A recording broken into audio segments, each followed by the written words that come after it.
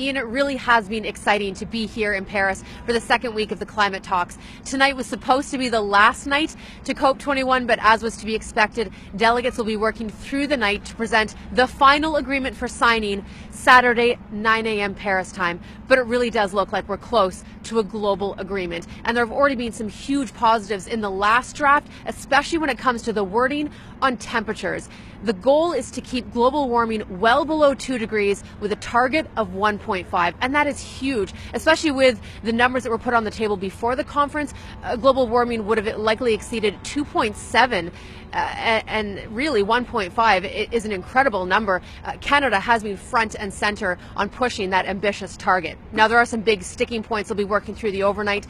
Financing for developing countries, the idea of accountability. Will developed countries have to pay for the damage that have and will be incurred to developing nations? And as each draft is issued, the numbers, especially when it comes to timelines for lowering greenhouse gas emissions, continues to get watered down. That being said, it looks like there will be a signing tomorrow, and that will be a huge earth-changing moment.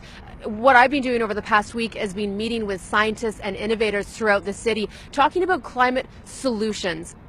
There have been a number of exhibitions, symposium, free talks for the public, all about climate solutions. And that's the next step as we move away from the hopeful signing and towards solutions. And it'll have to come from all sectors. And that's what I've been seeing from the health sector, food, energy, transportation, even entertainment. And it has been really exciting to talk with scientists about those solutions. The city of Paris itself has embraced educating its citizens and visitors about climate change. The banks of the Seine have become a river of information and public displays telling people what's at stake over these past 2 weeks. So again, as we move towards what may be the next and most difficult step after signing, there is a real sense of optimism here. Now, I have to say security has been tight as I have attended all of these different events, tight and visible, but not necessarily aggressive. We've had to go through multiple metal detectors, pat downs. You've had to open your jacket and bags, even as you walk into stores. And the Paris attacks are front and center on many people's minds. I've talked to a lot of Parisians on the streets.